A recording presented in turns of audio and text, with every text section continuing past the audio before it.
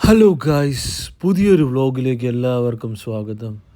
ഇന്ന് ഞാൻ എത്തിയിരിക്കുന്നത് കോവളം ബീച്ചിലാണ് ഗായ്സ്, അതും ലൈറ്റ് ഹൗസ് ബീച്ചിൽ. എന്തൊരു മനോഹരമായ കാഴ്ചയാണല്ലേ അല്ലേ. അത് ഞാൻ സൺസെറ്റ് കാണാൻ വന്നിരിക്കുകയാണ്.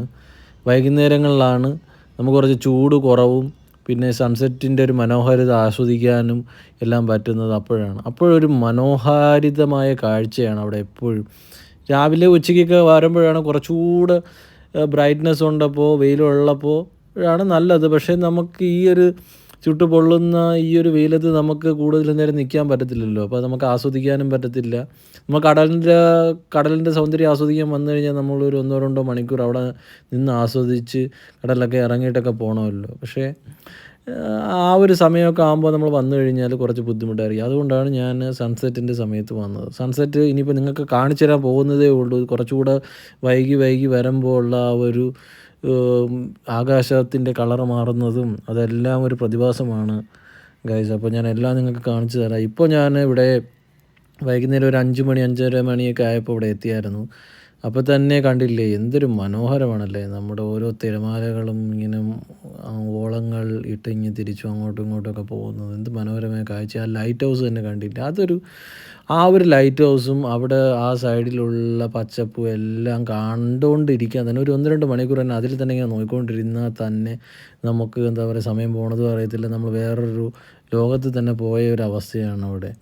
അപ്പോൾ അങ്ങനെയൊക്കെ നല്ല ആൾക്കാരൊക്കെ ഉണ്ടായിരുന്നു. അവധി ദിവസത്തിലാണ് ഞാൻ പോയത്. അപ്പോൾ ആൾക്കാർ ചിലർ കടലിലിറങ്ങി കുളിക്കുന്നുണ്ട്, ചിലർ കടലിൽ നടക്കുന്നുണ്ട്. സോ അങ്ങ് കുറച്ചുകൂടെ ദൂരെ കണ്ടില്ല, അവിടെയാണ് എല്ലാവരും ഇറങ്ങുന്നത്. ഇപ്പോൾ നമ്മൾ നിൽക്കുന്ന സ്ഥലത്ത് അധികം ആൾക്കാർക്ക് ഇറങ്ങി കുളിക്കാൻ പറ്റത്തില്ല, കാരണം അത് കുറച്ച് കോഷ്യസ് ആയിട്ടുള്ള ഏരിയയാണ്. സോ അവിടെ എപ്പോഴും ഗൈഡും ഉണ്ടാവും. സോ ഇതിൻ്റെ അടുത്ത് തന്നെ ഒരുപാട് റെസ്റ്റോറൻറ്റ്സും ഹോം സ്റ്റേസും ഹോട്ടൽസും എല്ലാം ഉണ്ട്. സോ നമുക്ക് ആർക്കെങ്കിലും അവിടെ ഫുഡ് കഴിക്കാനോ അല്ലെങ്കിൽ സീ ഫുഡ് കഴിക്കാനോ താമസിക്കാനോ ഒക്കെ ആണെങ്കിൽ കൂടുതലും വിദേശികളാണ് വരുന്നത്. എന്നാലും പക്ഷേ നോർത്തിൽ നിന്നും ഒരുപാട് ആൾക്കാരൊക്കെ വരുന്നുണ്ട്. കണ്ടില്ലേ ആ ഒരു പായൽ പിടിച്ചിടക്കുന്ന പാറക്കൂട്ടം. അതിൽ നിന്നും ഞാനങ്ങ് മുകളിലോട്ടോട്ട് വീഡിയോ എടുത്തപ്പോൾ തന്നെ എന്തൊരു കാഴ്ചയാണല്ലേ, എന്ത് മനോഹരമാണല്ലേ. ഇതേപോലെ തന്നെ വർക്കലയും ഞാൻ ഈ ഇടയ്ക്ക് പോയായിരുന്നു. വർക്കലയും ഇതേപോലത്തെ ഒരു ഒരു യുണീക്ക്, ഇന്ത്യയിലെ തന്നെ ഏറ്റവും യുണീക്കായിട്ടുള്ള ബീച്ചസിൽ ഒന്നാണ് വർക്കലയും കോവളവും.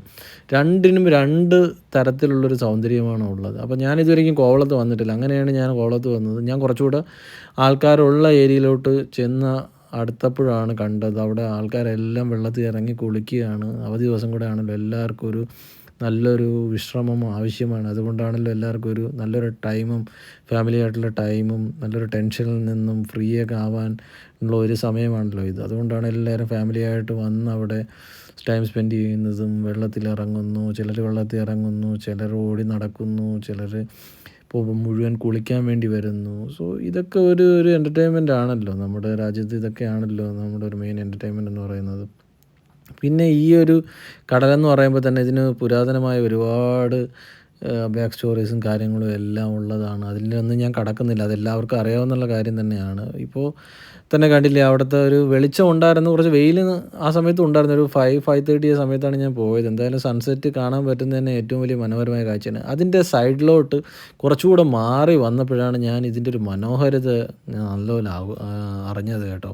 നമ്മൾ ആദ്യം വന്ന സ്ഥലത്ത് നിന്നും ഇവിടെയും വേറൊരു സൈഡാണ്, ഇത് ലൈറ്റ് ഹൗസിൻ്റെ സൈഡാണ്. ഇപ്പുറത്ത് സാധാരണ ഒരുപാട് റിസോർട്ടും കാര്യങ്ങളൊക്കെ ഉള്ള സൈഡാണ് കേട്ടോ. ഒരു രക്ഷയുമില്ല കേട്ടോ. നമ്മുടെ പ്രകൃതിയും നമ്മുടെ ആകാശമൊക്കെ എന്ത് മനോഹരമാണല്ലേ. നമ്മളത് എക്സ്പ്ലോർ ചെയ്യാൻ വേണ്ടി ഇറങ്ങിക്കഴിയുമ്പോഴാണ് നമുക്ക് ജീവിതത്തിലുള്ള മുന്നോട്ട് പോകാൻ വേണ്ടിയുള്ള ഒരു വലിയൊരു ഇൻസ്പിറേഷൻ നമുക്ക് തന്നെ ഉണ്ടാകുന്നത്. എന്തെല്ലാം അത്ഭുതങ്ങളാണ് നമ്മുടെ ഭൂമിയിലുള്ളത്. അത് എക്സ്പ്ലോർ ചെയ്യാനും അതിനെക്കുറിച്ച് നമ്മൾ പഠിക്കാനും അതിനെക്കുറിച്ച് അതറിയാനും വേണ്ടി നമ്മളിങ്ങനെ ഇറങ്ങി നടക്കുമ്പോഴാണ് നമുക്ക് ഒരു അർത്ഥമൊക്കെ ഉണ്ടാകുന്നത് ലൈഫിന്.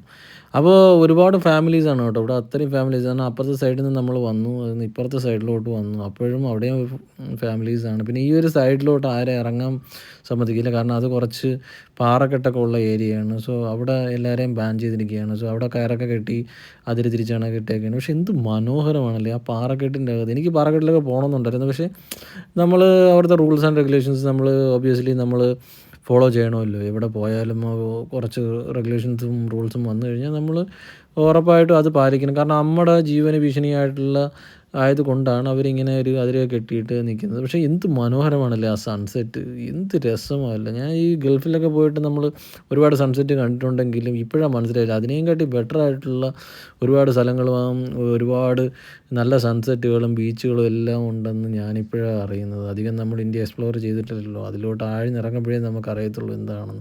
അങ്ങനെ പയ്യെ പയ്യെ സൂര്യൻ താഴ്ന്നുകൊണ്ടിരിക്കുന്നു കേട്ടോ. ആ ഒരു കാഴ്ച കണ്ടില്ലേ, ആ ഒരു ഇത്ര നേരം ഒരു നീല കളറായി ഇരുന്ന ലൈറ്റ് നീല കളറായിട്ടിരുന്ന ഒരു ആകാശം ഇപ്പോൾ അതാ ചുമന്ന് ചുമന്ന് വരുന്നു കേട്ടോ. അത് എന്ത് കാഴ്ചയെന്ന്, ഇത് രണ്ടും കൂടെ മിക്സ് ചെയ്യുമ്പോൾ ഉള്ളൊരു കാഴ്ചയുണ്ടല്ലോ, അത് ഒരു രക്ഷയില്ലാത്ത കാഴ്ചയാണ്. അങ്ങനെ പയ്യെ പയ്യെ സൂര്യൻ ഇങ്ങനെ മറഞ്ഞു പൊയ്ക്കൊണ്ടിരിക്കുകയാണ് ഗൈസ്. അതിൻ്റെ ഇടയ്ക്ക് ഈ ഒരു എന്തൊരു ഭംഗിയാണല്ലേ. ഇതൊന്നും ഞാൻ ഒരു തരത്തിലുള്ള ഫിൽറ്ററോ ഒന്നും ഇട്ടിട്ടില്ല കേട്ടോ. നാച്ചുറലായിട്ട് ഞാൻ ഐഫോണിലെടുത്ത വീഡിയോസാണ് കേട്ടോ. എന്ത് രസമാണല്ലേ. ആ ഒരു കടലിൻ്റെ ഭംഗി ആസ്വദിക്കണമെങ്കിൽ നമ്മൾ ഇവിടെ തന്നെ ചെല്ലണം കേട്ടോ. എന്തൊരു ഭംഗിയാണ്. ഈ ഒരു ഭംഗി ഞാൻ വർക്കലയിലും കണ്ടിട്ടുണ്ടായിരുന്നു. ഞാൻ വർക്കലയിലും പോയായിരുന്നു. അപ്പോഴും എനിക്കൊരു ആഗ്രഹം ഉണ്ടായിരുന്നു. കോവളത്തും എല്ലാവരും കോവളത്തെക്കുറിച്ച് നല്ല രീതിയിൽ സംസാരിക്കുന്നുണ്ട്. അങ്ങനെയാണ് ഞാനും ആദ്യമായിട്ട് കോവളത്ത് വരുന്നത്.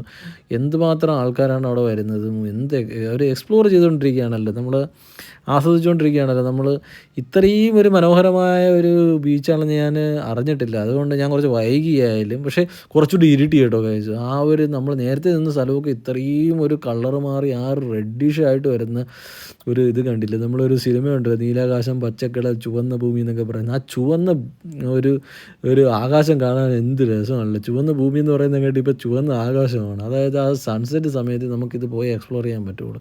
അപ്പം ഞാൻ പറയുന്നതെന്ന് വെച്ച് കഴിഞ്ഞാൽ ഏറ്റവും ബെസ്റ്റ് ടൈം നമ്മൾ സൺസെറ്റ് സമയത്ത് തന്നെയാണ് കേട്ടോ ബീച്ചിൽ പോയി നമ്മൾ കാണുന്നത്. പ്രത്യേകിച്ച് ഈ കോവളം ബീച്ചിൽ നിങ്ങൾ പോകണം കേട്ടോ. കാരണം വല്ലാത്തൊരു ഒരു ഒരു ഒരു ഒരു അന്തരീക്ഷവും വല്ലാത്തൊരു പീസും വല്ലാത്തൊരു കാഴ്ചയുമാണ് കേട്ടോ. ഇതൊക്കെ ഒരു നല്ല നല്ല കാഴ്ചകളാണ്. അപ്പോൾ ഇതൊക്കെ നമ്മൾ വല്ലപ്പോഴും ഒക്കെ അങ്ങോട്ടൊക്കെ ചെന്ന് ഇതൊക്കെ കാണാൻ ശ്രമിക്കുക. കടലിൻ്റെ ഭംഗി കണ്ടില്ലേ. സാധാരണ യൂഷ്വലി നമ്മൾ വേറെ കടലൊക്കെ കണ്ടിട്ടുണ്ടെങ്കിലും ഈ ഒരു കടൽ ഒരു എന്തോ ഒരു യുണീക്കാണ് കേട്ടോ. അതിൻ്റെ ഒരു കളറും അതിൻ്റെ ഒരു എന്താ പറയുക ഒരു ഭംഗി, കടലിന് ഇത്രയും ഭംഗിയുണ്ടെന്ന് ഞാൻ ഇപ്പോഴാണ് തിരിച്ചറിയുന്നത്. അതും ഞാൻ വർക്കല പോയപ്പോഴും തിരിച്ചറിഞ്ഞായിരുന്നു. ഇപ്പോൾ കോവളത്ത് വന്നപ്പോൾ കുറച്ചുകൂടെ ഭംഗിയുണ്ടെന്ന് മനസ്സിലായി.